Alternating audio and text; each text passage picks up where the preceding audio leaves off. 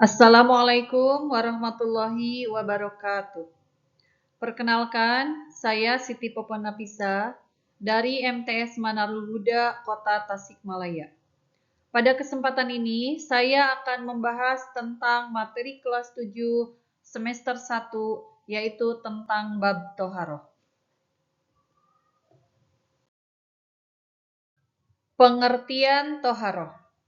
Pengertian toharoh terbagi menjadi dua bagian. Yang pertama menurut bahasa, dan yang kedua menurut istilah. Toharoh menurut bahasa berasal dari bahasa Arab, yaitu at-toharatu, yang artinya kebersihan atau kesucian.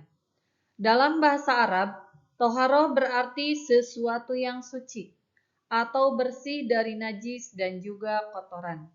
Sedangkan pengertian toharoh menurut istilah yaitu tindakan untuk mensucikan diri dari hadas dan najis agar kita sah dalam melakukan ibadah.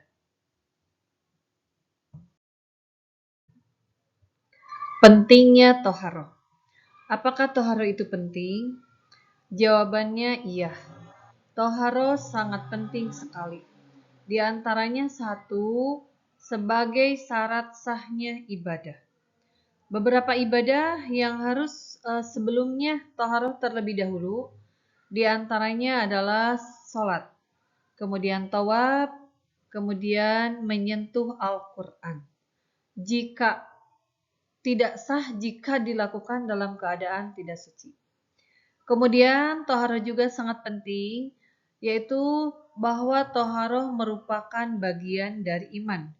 Rasulullah Shallallahu Alaihi Wasallam bersabda, yang berbunyi at-tahuru satrul iman, yang artinya kebersihan itu sebagian dari iman.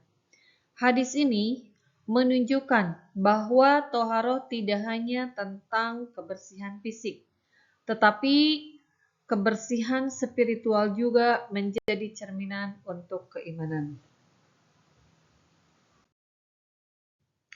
Untuk selanjutnya, pengertian hadas. Hadas merupakan poin penting dalam bab toharoh. Pengertian hadas. Hadas adalah kondisi tidak suci yang melekat pada diri seseorang sehingga ia dilarang untuk melakukan ibadah-ibadah tertentu. Seperti halnya ibadah sholat, ibadah tawaf, ibadah-ibadah yang berhubungan langsung dengan Allah atau hablum minallah. Kemudian, hadas bukanlah benda fisik yang bisa dilihat, melainkan status hukum yang menghalangi sahnya ibadah.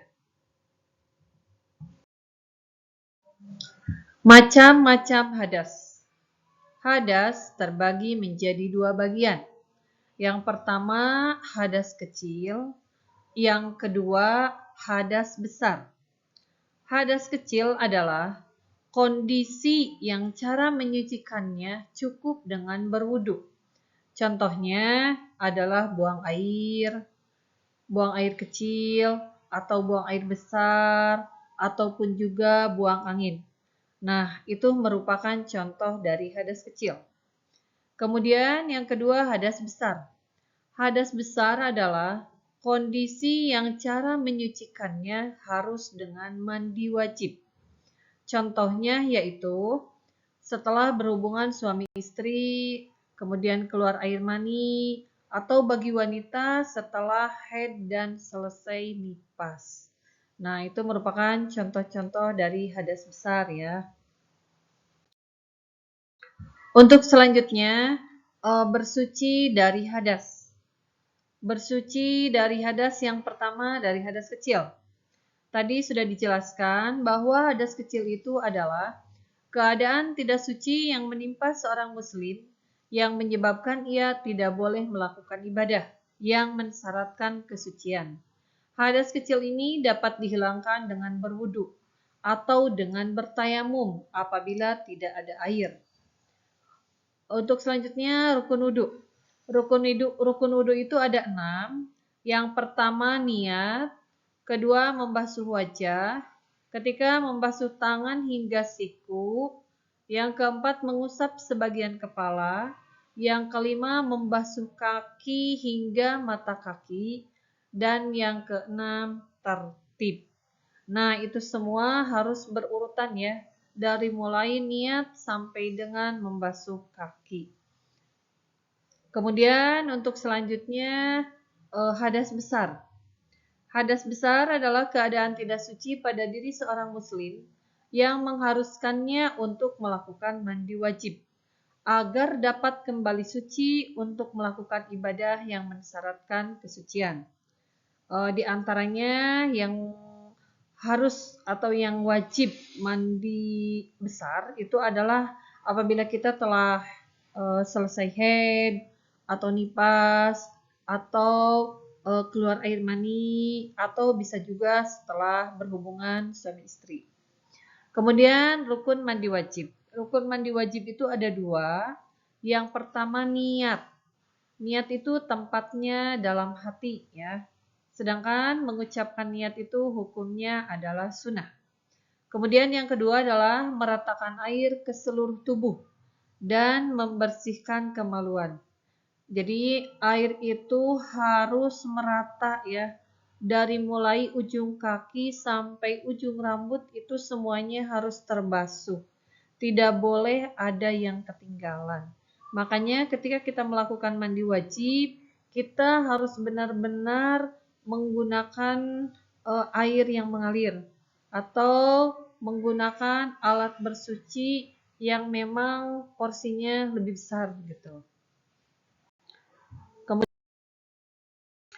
Untuk selanjutnya yaitu najis.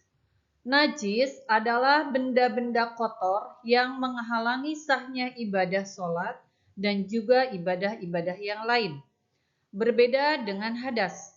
Kalau najis adalah benda fisik yang dapat dilihat, dicium, diraba, dan juga melekat pada badan, pakaian, serta tempat.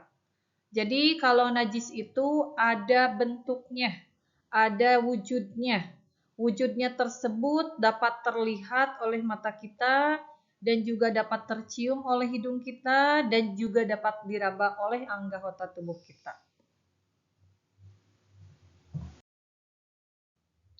Macam-macam najis. Najis terbagi menjadi 3 bagian. Yang pertama adalah najis muhafafah atau najis yang ringan, yaitu najis dari air kencing bayi laki-laki yang belum makan apa-apa kecuali air susu ibu dan juga belum genap berusia 2 tahun. Kemudian yang kedua, najis mutawasitoh atau najis yang sedang, yaitu najis selain najis mughaladoh dan juga selain najis muhafafah. Jadi najis ini adalah najis yang paling umum, yang paling banyak kita temui di lingkungan kita sehari-hari. Contohnya yaitu seperti darah, nanah, kotoran manusia, dan juga muntah. Kemudian yang ketiga adalah najis mughaladoh, yaitu najis yang berat atau najis yang berasal dari anjing dan babi dan juga anak-anak anjing dan babi, termasuk air liur dan juga kotorannya. Untuk selanjutnya, cara menghilangkan najis. Pada prinsipnya, cara menghilangkan najis itu adalah bahwa najis tersebut harus hilang wujudnya, warnanya, baunya, dan juga rasanya dengan menggunakan air yang suci dan menyucikan, atau disebut juga dengan air mutlak. Yang pertama, cara menghilangkan najis muhafafah, yaitu dengan cara memercikan air ke area benda yang terkena najis, sehingga merata dan tanpa menggosoknya. Kemudian yang kedua, cara menghilangkan najis mutawasitoh atau najis sedang, yaitu dengan cara mencuci sampai bersih dengan air dan harus dipastikan warna, bau, dan rasanya sudah hilang.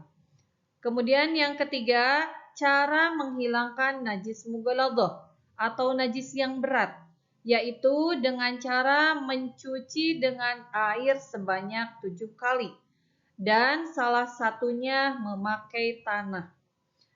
Jadi untuk menghilangkan najis mughaladah itu, tanahnya itu mau dibasuhan kedua boleh, ketiga boleh, keberapa saja boleh. Yang penting dari ketujuh kali basuhan itu salah satunya memakai tanah.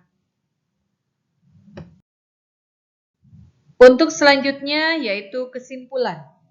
Kesimpulannya adalah toharoh atau bersuci dari hadas dan najis adalah sebagai kunci utama supaya ibadah kita diterima oleh Allah Subhanahu wa Ta'ala. Dengan menjaga kesucian, kita memastikan bahwa ibadah kita seperti sholat, tawaf, membaca Al-Quran, dan ibadah-ibadah yang lain menjadi sah di mata syariat agama Islam.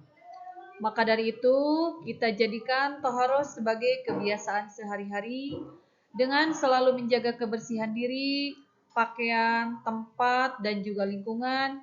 Kita tidak hanya menjalankan perintah agama, tetapi juga mewujudkan pribadi yang bersih lahir dan batin.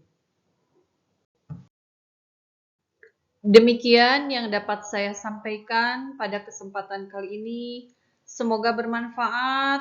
Terima kasih. Wassalamualaikum warahmatullahi wabarakatuh.